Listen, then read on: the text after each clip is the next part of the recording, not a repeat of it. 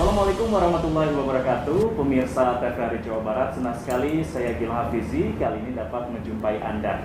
Kita dalam kesempatan kali ini akan berbincang dan berdialog dengan Badan Pertanahan Nasional Kanwil Jawa Barat berkenaan dengan program PTSL atau pendaftaran tanah sistematis lengkap tahun 2022 di Jawa Barat. Kira-kira seperti apa? Dan saya saat ini sudah bersama dengan Bapak Dr. Andes Dalu Agung Darmawan MSI selaku Kepala Kantor Wilayah BPN Provinsi Jawa Barat.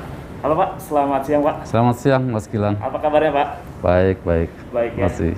Boleh kita Pak buka masker sedikit ya. Oh, Pak. Karena kita juga sudah vaksin. Baik Pak, dalam kesempatan kali ini kita akan bahas mengenai PTSL ini ya Pak ya. Khususnya di wilayah Jawa Barat ini Pak. Nah, untuk dalam rangka percepatan pendaftaran tanah di seluruh Indonesia terdapat kegiatan PTSL dan juga PTSL PM ini Pak. Nah, mohon diberikan penjelasan terlebih dahulu mengenai program PTSL dan PTSL PM ini Pak. Ya, makasih Mas Gilang. PTSL ini merupakan singkatan ya. Jadi itu merupakan pendaftaran tanah sistematis lengkap. Ya, saya kira masyarakat Jawa Barat sudah cukup mengenal karena program ini sudah dikenalkan sejak tahun 2017 sampai sekarang. Dan itu ada di seluruh kabupaten kota di Jawa Barat. Nah, PTSL ini merupakan pendaftaran tanah yang pertama kali. Yang sebelumnya belum ada sertifikat, kita berikan sertifikat. Gitu. Nah, basisnya adalah desa atau kelurahan. Kita pengen seluruh desa atau kelurahan di Jawa Barat itu mengikuti program ini, ya, sehingga seluruh data yang ada di kelurahan, kemudian di desa itu bisa tercover, ya. Kemudian tahun ini kita mendapat program juga mengenai PTSL PM. PM itu adalah partisipasi masyarakat. Nah, program ini pengen memperdayakan, berpartisipasi lah masyarakat itu, sehingga seluruh aktivitas itu dijalankan oleh teman-teman yang ada di desa itu. Jadi mudah-mudahan ini akan lebih efektif karena yang menjalankan adalah mereka begitu. Nah, kalau boleh tahu di tahun 2022 ini berapa target kegiatan dari PTSL dan juga PTSL PM di Jawa Barat? Tahun kemarin kita itu mendapat alokasi 1.400.000-an. Kita berhasil sekitar 80%. Nah, tahun ini kita dapat 1,1. Itu sertifikat. Itu ada di dua-duanya, baik PTSL maupun PTSL PM. Mudah-mudahan ini bisa kita laksanakan. Hanya memang yang membedakan tadi bahwa PTSL PM ini kita coba berdayakan masyarakat, ya, biar mereka paham, sehingga edukasi ini menjadi penting jadi masyarakat. Di situ ada para pemuda, ya, kemudian juga perempuan kita libatkan di situ. Itu wajib, itu ada 7 anggota itu, sehingga itu betul-betul pemberdayaan masyarakat. Kemudian Pak, ini mungkin sebagian besar masyarakat juga ingin tahu persyaratan apa saja Pak yang harus disiapkan oleh masyarakat? Sertifikat itu sebenarnya kan perpaduan ya, antara data fisik dengan data yuridis.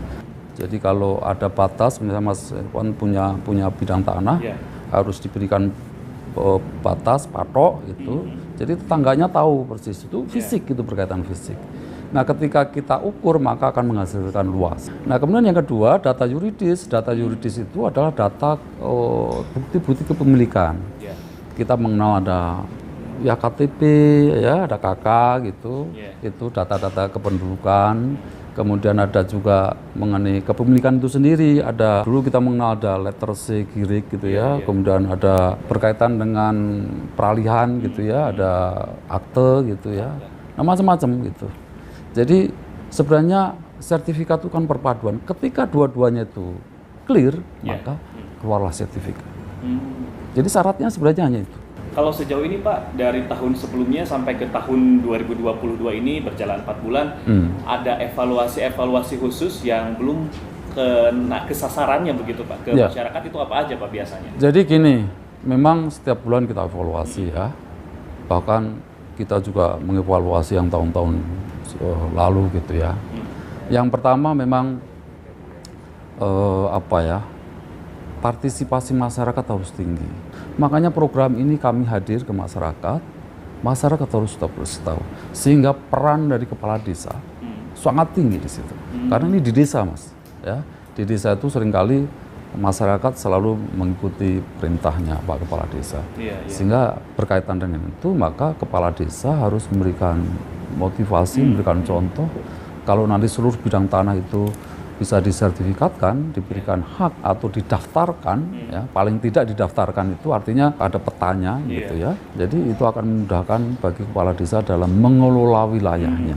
Selanjutnya ini apakah ada biaya? Kalau ada ini berapa Pak untuk PTSL ini Pak? Sebenarnya biaya untuk PTSL itu berasal dari APBN. Namun karena ada beberapa tahapan kegiatan itu di dalam pra pendaftaran itu ada SKP 3 menteri antara Kementerian ATR BPN, kemudian Desa sama Kementerian Dalam Negeri. Untuk Jawa Barat itu disebut sebagai kategori 5. Kategori 5 itu 150.000. Yang pertama untuk biaya operasional di desa. Kemudian biaya patok, kemudian biaya materai. Itu sebenarnya biaya pra pendaftaran tanah itu memang harus dibiayai oleh masyarakat sendiri. Sementara biaya APBN itu akan dipakai untuk memulai sosialisasi, pengukuran, pemeriksaan tanah, dan seterusnya, sampai pada terbit sertifikat. Kemudian selanjutnya Pak, nih dalam rangka percepatan pelaksanaan kegiatan PTSL dan PTSL PM, terobosan apa yang sudah dan akan dilakukan oleh BPN Kanwil Jawa Barat Pak? Yang pertama barangkali kita kolaborasi dengan beberapa instansi ya, baik pemerintah provinsi, pemerintah daerah, kemudian kecamatan, desa gitu ya. Kemudian ada belajar kampus merdeka gitu ya. Kita coba inisiasi merdeka itu ya. Kita coba ilmu mereka seberapa jauh ya, ilmu mereka itu bisa dipraktekkan dan bisa ditularkan kepada teman-teman saya di daerah. Terkait dengan pengukuran, memang kita akui juga kita itu mengalami jumlah juru ukur kita juga kurang, sehingga kita mengakomodir sebuah surveyor berlisensi gitu ya. Jadi surveyor berlisensi di Jawa Barat cukup banyak, sehingga kemarin juga sudah kita siapkan, kita sebar ke seluruh satker yang ada di kabupaten kota, sehingga mereka-mereka lah yang akan membantu melakukan pengukuran ya, melakukan survei di bidang pertanahan gitu. Nah Pak, kemudian ini ada himbauankah dari Bapak untuk masyarakat yang desa atau kelurahannya masuk ke dalam padlock kegiatan PTSL Pak? Silakan sampaikan. Iya, ada 1.000 lebih lokasi desa kelurahan yang sudah kita tetapkan menjadi lokasi PTSL. Itu sudah kita serahkan, kita kirim ke seluruh pemerintah daerah agar dimanfaatkan, termasuk di situ adalah pendaftaran tanah untuk barang milik desa. Itu sudah kita serahkan sehingga teman-teman di daerah itu bisa memanfaatkan itu. Wakaf itu harus kita dorong agar segera terdaftarkan. Nah itu kemudian kepada masyarakat yang sudah lokasinya ditetapkan, desa ditetapkan, kami berharap ini bisa dimanfaatkan secara optimal oleh masyarakat, baik yang tinggal di desa itu maupun orang di luar desa yang mempunyai tanah di situ. Jadi tolong ini betul-betul dimanfaatkan karena begitu strategisnya program ini ya. Karena tanah ya menjadi sebuah modal ekonomi yang luar biasa. Gunakan sertifikat sebagai modal usaha yang formal. Ini kan bulan Ramadan, menjelang Lebaran. Nah, warga masyarakat banyak mungkin yang mudik atau pulang kampung. Apakah ada harapan atau himbauan sendiri dari Bapak memanfaatkan momen ini Pak? Kalau Bapak Ibu sekalian nanti pulang kampung, pastikan bidang-bidang tanah yang Bapak Ibu miliki itu batas-batasnya sudah jelas. Baik. Itu. Terima kasih Pak Dalu atas kesempatannya dialog dan ngobrol-ngobrol soal PTSL dan juga PTSL PM ya Pak. Mudah-mudahan masyarakat bisa teredukasi dan juga tergerak untuk lebih mematangkan lagi ini target-target capaian yang ingin dilakukan oleh BPN Kanwil Jawa Barat untuk menuju Jawa Barat lengkap tahun 2024. Demikian perbincangan kita kali ini pemirsa, sampai jumpa lagi di kesempatan selanjutnya. Saya Gilang Hafizi. Wassalamualaikum warahmatullahi wabarakatuh. Waalaikumsalam warahmatullahi wabarakatuh.